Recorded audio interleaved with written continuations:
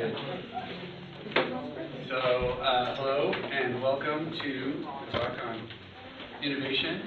A little bit about me first. My name is Ephie, and I currently work as an interaction designer or UX at Wakiba, and kind of coming up with new ideas and problem-solving things, and that's basically the heart of what we do. So it's kind of, that's why this talk is interesting to me and relevant to me. It's been really great exercise actually coming up with the talk, because then I do more reading and learn more and then kind of try to put it to practice. It's been really exciting. I'm also involved with a nonprofit in the state called Arrow as the president, and I basically, we're working towards sustainability. And again, trying to figure out ways to do that and improve things is always on my mind. I started my own business in 2005. Mostly I was doing websites, and I did some film and graphics work as well. Over the years, I've tried my hand at some different entrepreneurial startup ventures, and none of them were truly successful, but they were all great learning experiences. On the side, I have hobbies that are creative, like music, poetry, writing, photography. So I'm always kind of thinking of for the next idea. So I'm going to jump in. What is innovation? So it's a really simple concept. You're coming up with something new.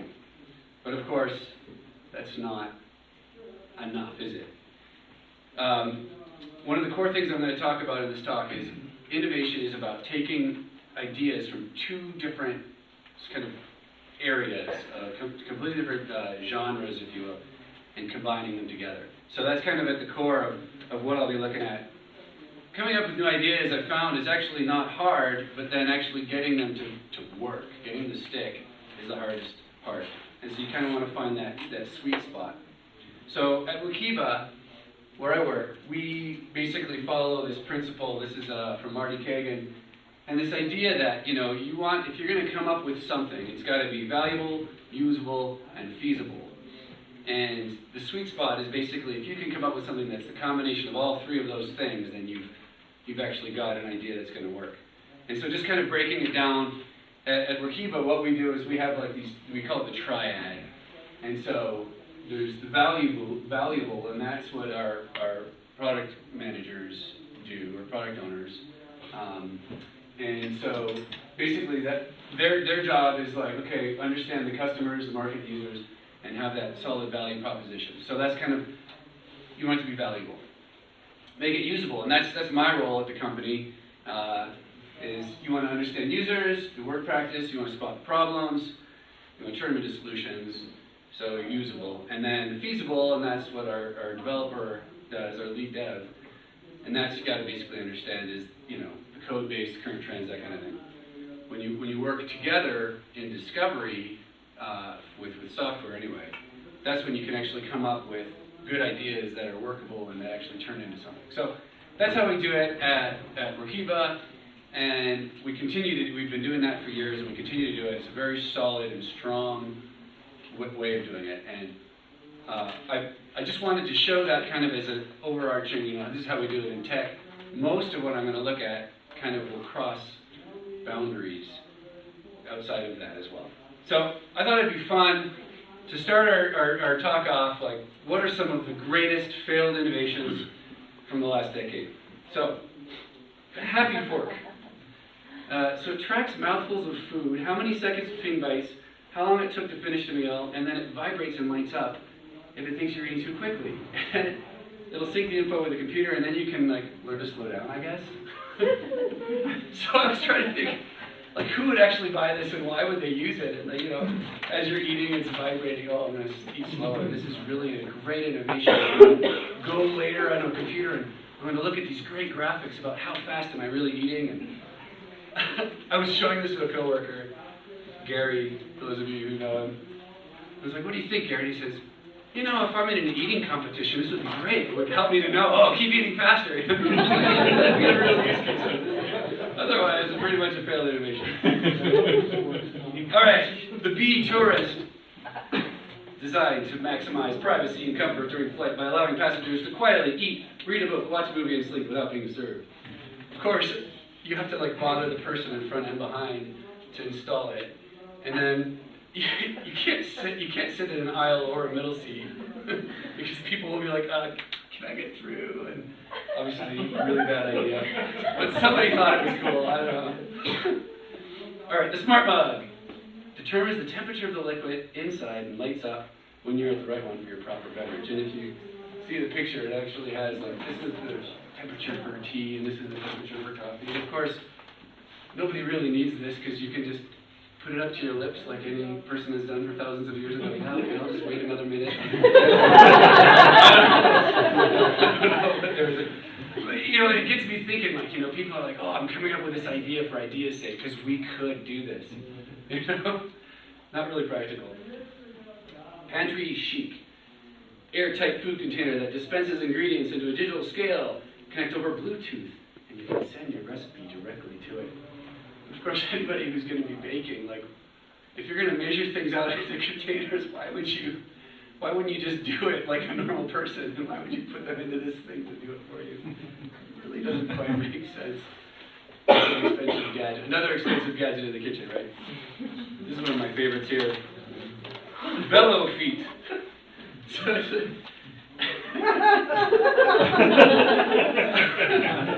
it's a lightweight maneuverable way of traveling short distances. Apparently, you couldn't turn it very well. So you kind of have to do that. Really awful idea. But I guess, you know, if you're going straight and on, you kind of like, funny, you know, why not? All right, Li Chao GPS shoes. So there's vibrations in the shoes that connect through Bluetooth to your phone and to tell you whether you should turn them. So you're trusting your shoes to vibrate instead of just looking at your phone. That's so ridiculous. Well running, Alec. So there you go. Booze bra. This is the wine rack model. Wine. Man, it completes the bra by 2 sizes.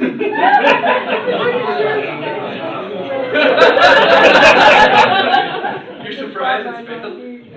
I just can't imagine how you feel about yourself after the size has gone down 2 sizes. That's why you don't care. And this one is mostly a failure on like kind of pinpointing a demographic. Vic Crystal for her, obviously designed by him because it doesn't make sense. It's a slimmer barrel. Don't get it. Do women need slimmer barrels? I don't know. And it writes twice as much, so I don't know what they're trying to say.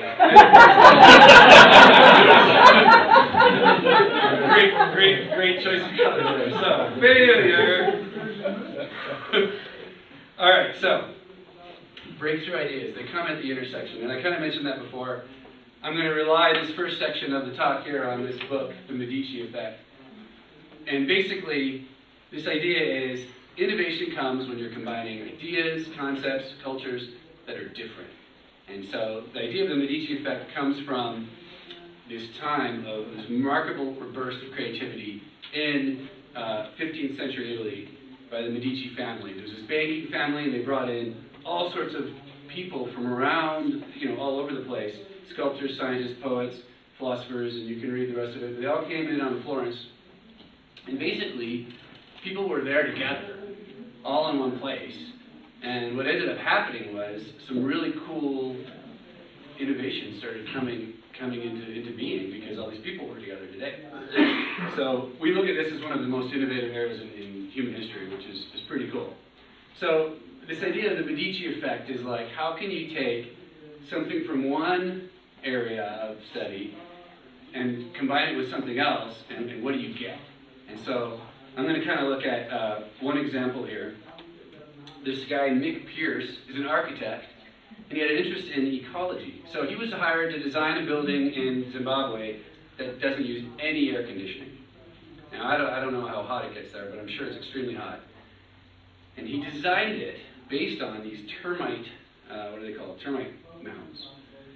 These towers of mud and dirt, and they basically use these vents they open and close these vents at the base of these towers, and they keep them moist, And then when one vent, you know, after the moisture's kind of run out of one vent, they open up another one. And basically this air flows through. They have to keep it at this solid 87 degrees all the time for this fungus of theirs to kind of grow properly. And so even though the temperature is going up, you know, way up, way down, these termite mounds are able to maintain this solid temperature. So basically, he used the exact same principle and designed this building. It keeps the temperature between 73 and 77, and it uses less than 10% energy from the comparable buildings. So, really cool idea. And so that's our idea number one, is combining disciplines. So, there's three clear ways you can combine disciplines. And the first is you know, diversifying occupations. Another one is you just kind of interact with diverse kinds of people. You don't just stick around with people who are like you. And the third is you go intersection hunting. So I'll talk about that in a minute here.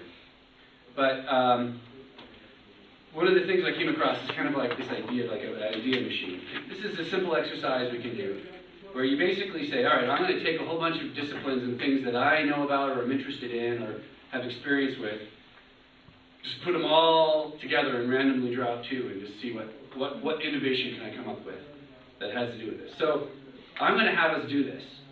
I want you to think of, in the last month, what are, you know, a handful of things. You can write them down if you want. But we're going to take a few minutes and come up with some innovations right here on the spot. And you can turn to the person next to you. And so what I want you to do is I want you to think of, like, okay, in the last month, you know, what are some of the things that I've been engaged in or, you know, really worked hard at? So some of it could be your job, some of it could be hobbies, or just, you know, things that you enjoy doing. And so you're going to write them down. So, like, okay, I designed software, I'm a musician, I was at a whiskey tasting party, smoking a cigar. So just come up with, like, just throw these things into a random list, and then just kind of randomly pull out two. And say, all right, what idea could I come up with to make that a better experience? Okay? You got the homework? You're going to turn to the person next to you. So write down, you got 1 minute to write down like 5 or 10 of these things. And then the person next to you is going to just go, okay, this one and this one, go. And just see what you come up with. You ready? You got 6 minutes.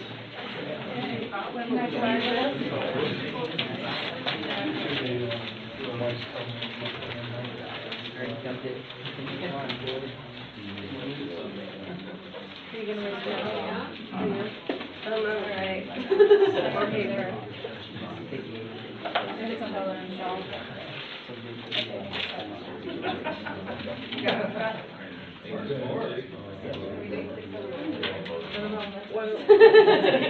Two ideas for everybody to throw out an idea or something that you're passionate about? Is that what it was? Yeah, like, like something you've done through work,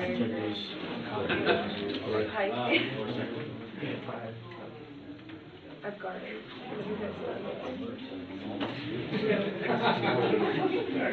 Taking naps. I know. It's like, I don't know. Or maybe he'll give us like random numbers, like number 2. What do you do?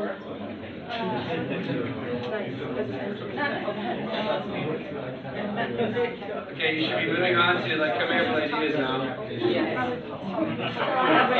Your list is good enough.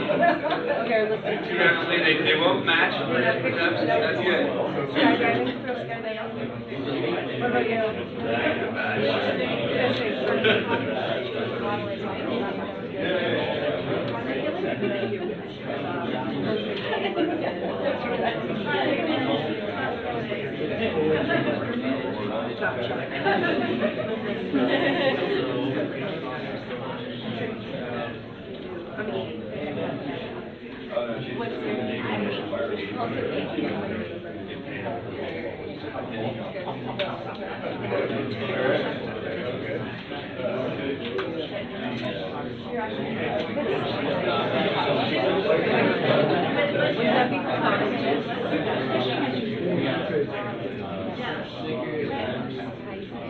They get a better schedule.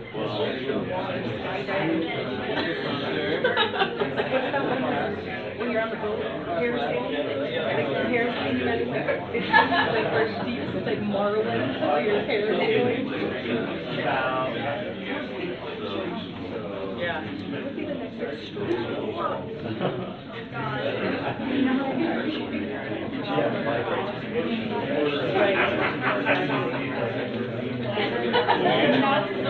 That's an idea.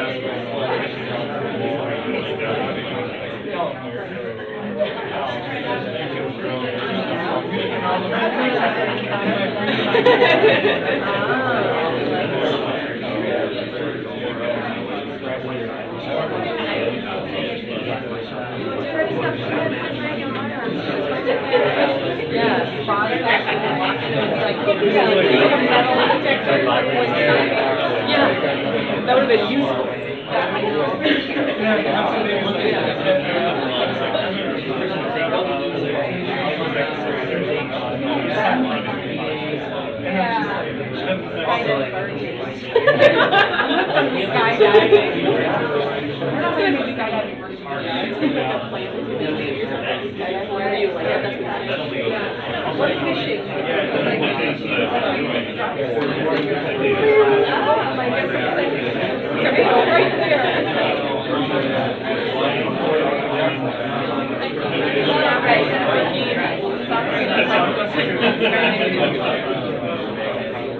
Super arrows.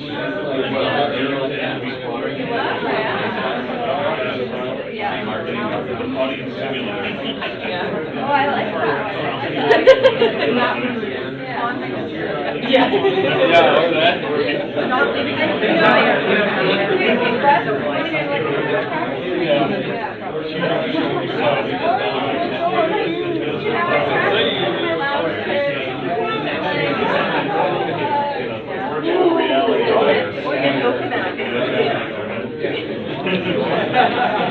Like you just see the person just yeah. And it's timed. It's like and then celebrates the All right, has everybody had a chance to share your ideas? Did anybody in the room come up with a really cool idea? You want to share with us? Yeah, so our idea is it's like a limousine separator, a soundproof limousine separator for minivans. Love it. Very cool. And I know the context. Anyone with kids knows. Anyone else want to share an idea? They go, wow, that's a good idea. Yeah. Audience simulator. A what? Audience simulator. An audience simulator. Yeah. Interesting. Should we go in there? Classroom one where it tells like Yoga noise in cleaner. the classroom. Ah. We do have something for regular classrooms so that the noise gets too loud. We were thinking someone would raise their hand and would measure your heart rate. Yeah. Nice. Would the fork also vibrate? Anyone else? Yeah. Automated meat killer? Automated yeah. vehicle. Just goes through. Not even pulling, but injecting with herbicide. Only the lowest Sure. amount you would need. Just, yeah.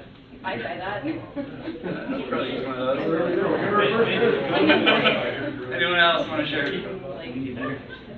Newbies. What, Rachel? We've got a good one. What do you mean? Some sort of like, what do we call it? Like a UV or infrared cleaner for like yoga towels. So when you get ready to you can just run it through that would clean it. Oh, yeah. Cool. All right. Well, I hope anything that's come out of this exercise is to realize like ideas are all around us, right? And so that's the whole idea of this Medici Effect, is like just purely getting exposed and thinking about combining stuff. And you can actually come up with some really neat ideas. One of the examples from the book is Magic the Gathering, the card game.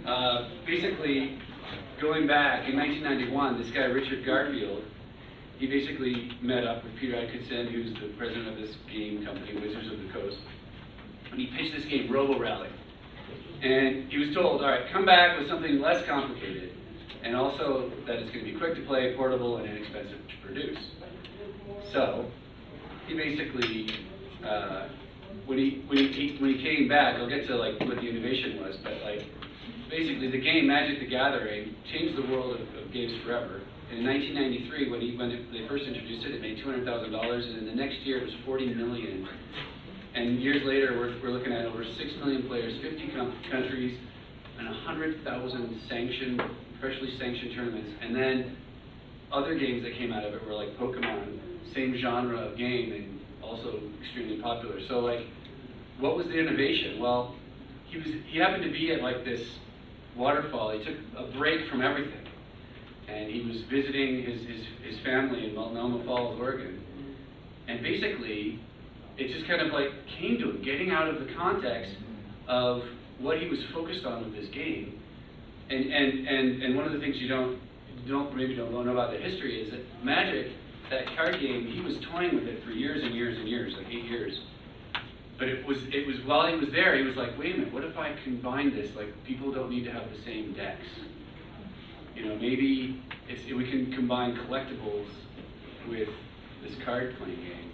And that combination of the two, that intersection, suddenly made this thing take off to become what it is today.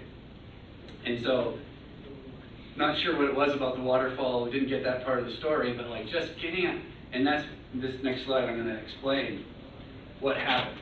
And so this is the puzzle experiment.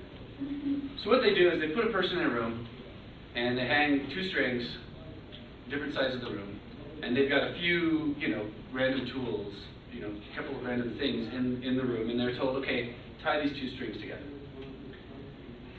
And people really struggled with this, and the answer to the puzzle required innovation. You had to take needle-nose pliers, tie them to one end, and kind of swing it away, and then go over to the other one and catch the pliers where you had now both, and you could tie them. So most people didn't figure this out. Those who did, it took hours for them to figure it out. So they said, let's try some different things with this experiment. So one of the changes is they added a plumb tool. For those of you who use construction at all, a plumb tool is just like it's a weight on a string, and the purpose of it is to dangle off a string. Everybody figured it out, and they all figured it out quickly. Why? Because that's what you do with a plumb tool. You dangle it from a string, and as soon as you see it dangling, you go, hey, I could use this as a fulcrum, and boom, you've got it. There was no innovation required, so everybody figured it out. So here's another change they did. They gave everyone the situation, and then after 5 minutes, the person conducting the experiment would walk into the room to talk to them a little bit, brush against the string, so the string is now moving.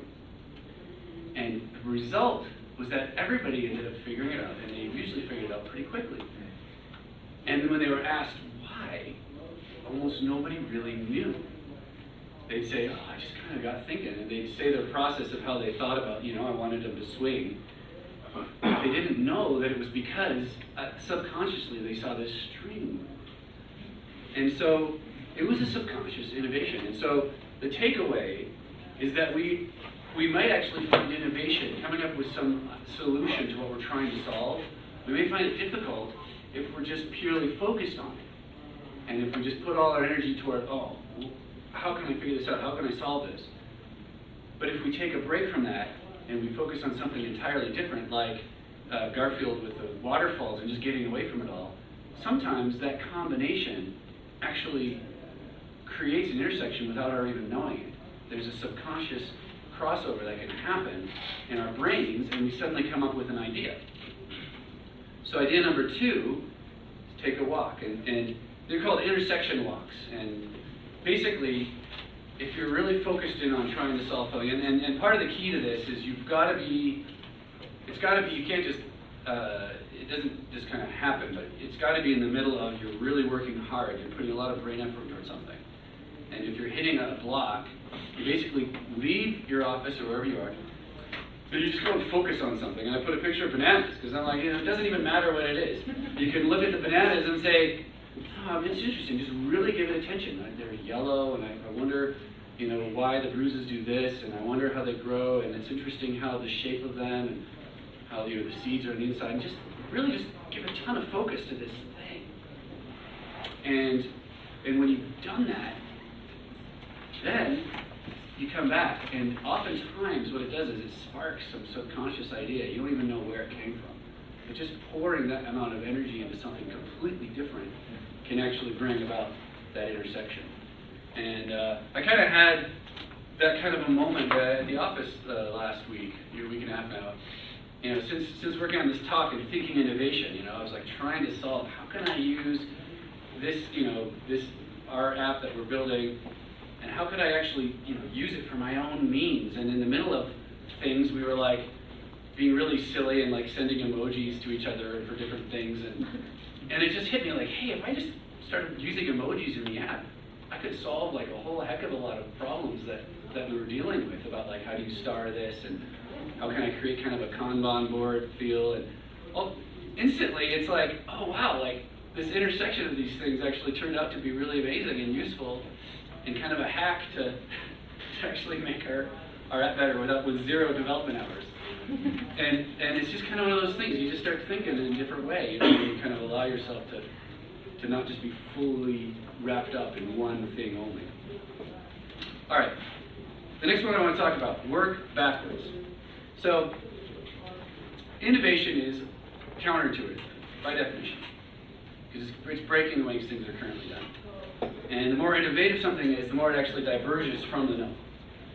So one idea is, instead of working forwards towards something, you actually pretend like you've got a magic wand that could basically say, hey, if anything were possible, what would we want? How would we solve this problem? If anything were possible. And basically go, okay, alakazam, and here's my answer. And then you work backwards from that. So with conventional design, basically you're looking at constraints and you're looking at requirements, right? So you're looking, well, we can't do that, and we have to do this. So if we kind of like, just kind of cut that out for a little bit of brainstorming session and say, all right, everything's possible, all resources are available, what would make the most people happy? How could we do that? And just kind of come up with some stuff. And the thing is maybe some of these ideas are ridiculous, and that's okay. It's actually good to get out some ridiculous ones, because sometimes those spur off some really amazingly good ones that are just a little bit ridiculous, and actually you realize, we could probably figure that out. And that kind of brings me to the next idea, and that is quantity over quality. So I did a lot of reading on innovation and ideation, and kind of was reading, some of these people who are known in the world for like coming up with these fantastic ideas. And one of the things I heard over and over was like coming up with a lot of ideas is more important than coming up with, waiting for that one good one. So the advice from these gurus of design is basically, it's a discipline here. And one of the things that I took away was, hey, 10 new ideas every day. And don't worry if they're ridiculous, just try it. So I've tried this. I'm like, okay, I practice what you preach. I'm going to do a talk on innovation. I better like start doing this. And what's interesting is I've had a couple of ideas that I actually think I might pursue. And it's not like earth-shatteringly cool things, but it's like, gosh, I wish I had a music player app for my phone that was just better. As a UX designer, I'm always thinking about that. But there's some functionality that's missing too that and I might actually do that. And I started kind of sketching some things out. But I've had a lot of other ideas that are really ridiculous. Like how do I can't even think of the dumb ones. But hey, we could if you're interested in the Q&A, you can ask me, and I'll look up some of my more absurd ones and share them with you all. But it's interesting because you're just doing it, the practice of just the muscle. And you start to realize, it's not hard to come up with ideas. But then it's that first slide I showed about it's that intersection, right? It's got to be viable, usable, sorry, it wasn't viable. Feasible. Feasible, valuable, and yeah. So it's it's that combination, and that's really where you get the sweet spot, right? Okay. Number 5, and I just wanted to highlight this because I think this is kind of the valuable part, and it's really critical, is what's the real human need? So one of the challenges that we deal with in life in general is there's a lot of things that are just poorly designed and we just kind of live with it. So the exercise I went to this user experience conference, and they said, all right, everyone, your homework for the night is come up with 10 things that could be improved about your hotel room. And I just spent a couple of minutes and I came up with 12. And I was like, when I first showed up at this hotel room, I was kind of bugged by 4 of these things. But I just repressed it because I'm like, what are you going to do with it, right? I'm only here for 3 nights. Like, well, I'll just deal with it, live with it. And the reality is that hotel needs to pay people, and they do, some of them, the good ones, to go and stay in their rooms and just give them this kind of feedback, you know, because they really have no idea otherwise. Like, even after I did this exercise, I didn't tell them. They're not paying me, like, you know, it's like, but like we put up with a lot of stuff, don't we? You know, I remember reading about like, you know, the why the windshield wiper was designed. And it's just some woman riding a bus going like, man, this driver's going through this really painful experience. Like, it shouldn't have to be this bad. Like, we should come up with something that just kind of wipes it clean. And boom, it's created. It's an innovation. And so, what's the real human need? So, one way to find out about real needs around you is just volunteer. And pretty much most causes you volunteer for, it kind of gets you out of what you're focused on, but it also gets you seeing what needs are going on, right? Because most volunteer things are focused on needs. And what I thought was interesting was I was kind of looking at the top innovations of 2016 in Mashable's list, and that's not all of them, but I just kind of, for the sake of space, I didn't put. But like all these things, I'm not going to read them off, but you can just skim. They're all dealing with like actual, real human needs that are going on. Like this, like number 14, no electricity cooler. So they basically made, it's just like this, it looks like a wall panel with half cut off plastic bottles with the narrow end pointing on the inside, and they just stick it in a wall, and something about that cools down the room in these really hot climates. I mean, talk about a low cost solution to a heating issue in some of these really hot climates. Or, you know, like this number 2, a wheelchair for people in developing countries. And so anyway, focus on a real human need. That, where am I? I think that was 5. So, moving on. Cognitive bias. I think it's really important to talk about cognitive bias because this is probably one of our biggest roadblocks to actually coming up with new stuff. And what is cognitive bias? Basically, it's a tendency to think that a certain way is basically the way it is, and basically it obscures our judgment. So, you can move that. So, we need to have cognitive biases. We actually need them in our lives. They help us address 4 major things. And one is there's too much information in the world, right? There's so much information, we have no choice but to filter some stuff out, right? The second one is there's actually not enough meaning. So we only see a sliver of actually what's going on in the world. And we have to make meaning, so basically we connect the dots in our minds, we fill gaps, and that shapes our mental model. Third one is we have to act fast. Basically, time and information, we don't have all of that in the world. We need to actually make decisions, so we act fast. So we jump to conclusions. And then the fourth one is like we can't basically remember everything. So we have to choose what to hold on to, right? We hold on to the stuff that we basically think is going to help us down the road. That's all we remember. So the truths are, so these are the truths of those 4 problems. The first one is we don't see everything, right? So that's one of our roadblocks. We don't see everything. So some of the information we filter out is actually useful, actually important. The second problem, and just going back, not enough meaning, so you can just kind of memorize those. So our search for meaning can actually conjure illusions. So basically, we imagine details that are filled in based on our assumptions. And so we construct meaning that doesn't actually exist. The third one, acting fast, well, you know, quick decisions can be flawed. And sometimes they're unfair, self-serving, counterproductive. And finally, the fourth one of only remembering what we think is going to help us in the future, well, sometimes that stuff we remember, it just makes us more damaged because we're not remembering all the right things. So I'm not going to expect you to read this, but this is this amazing codex that was created. What was the credit on that? John Manoogian. Really, really interesting stuff. This is actually on the Wikipedia article. It's linked to this article. So if you're interested in cognitive bias. And so these are all the cognitive biases that are listed on Wikipedia, and they're categorized into those 4 areas. So basically, the idea of the cognitive bias is we want to come up with a solution for how to combat it, and there are lots. And so I'll just explain. I'll just do one. I'll just choose one cognitive bias. There's this great article by Jeremiah Stangini, and he's got dozens and dozens of exercises for the different biases. So this one is the framing effect cognitive bias, where basically you basically are framing what you're trying to solve. You're trying to solve something in a certain way, and you're running into roadblocks. You're like, yeah. So what are some things you could do? And these are just 3 of the exercises on his website of how you would defeat the framing effect. So the first one is reframe the question. Just put it in a completely different context or different facets, completely. So for example, you're saying, okay, I need A to solve B. It's like, well, what if it were I'm trying to use C to solve D? Completely different thing. Just try to reframe it. See what happens, you know? Another one is empathy. So basically saying, all right, I'm going to try to solve this from somebody completely different perspective.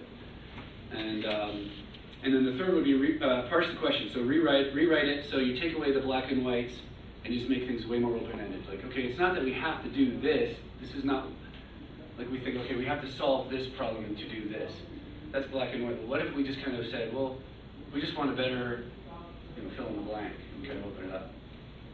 So it was at the same user experience conference I was at. We did this exercise where we came up with we had to design this app for this certain use case. I'm like, all right. So we all came up with these ideas, and we just get into teams and kind of sketch up what we would do to solve this. And we had this is the user story, this is their use case, this is what they need to do. So we kind of got into our group and modeled it and sketched it up. And the idea I had was what I thought was the best, and everyone kind of agreed. So we sketched that up, and then he said, okay, now you got to redesign, completely different redesign, and different persons using it now. And we're like, oh, that different person, like maybe they want to do it from their phone instead. So we started redesigning it for mobile. And as soon as we did that, I realized this is a better design than desktop, the one we had for desktop, the previous one. It was a better approach. It was a different way of thinking completely, and it was way better. It was solving the problem in a different way, which ended up being a better user experience for both. And so it's funny because I don't think I would have ever jumped to that conclusion first. Because my way of thinking was this was such a good idea, and everyone on my team agreed, yeah, that's great. We just kind of did it. And then realizing, oh man, reframing this thing, trying it from a different angle, different perspective, that suddenly opened up some really amazing ideas. And with work, a lot of times it's hard to do that because we come up with a solution, we show it to our coworkers, we show it to whomever is on the team, and we say, here's this great idea, let's do this. And everyone's like, yeah, this looks perfect. And you don't think to do the exercise of, well, what if we said we couldn't do it that way and we needed to approach it from a different angle? What could we come up with something else? It's a really valuable exercise. I highly encourage it. And idea number 7 is loosen up. Now, this is science. Fun actually improves creative problem solving. So there's this article in the Journal of Personal and Social Psychology. Positive effect facilitates creative problem solving. Basically, in essence, they had people have to solve this creative problem, and they showed people funny videos from YouTube, and they showed people like a math video. I think it's right on there. And basically, the people who watched the funny videos from YouTube were 3 times as likely to come up with a solution, which is amazing if you think about it. But it just goes to show, like, having some fun and making things fun and interesting actually makes a difference. So, if I could get some audio, I will show you probably the most important slide of the day.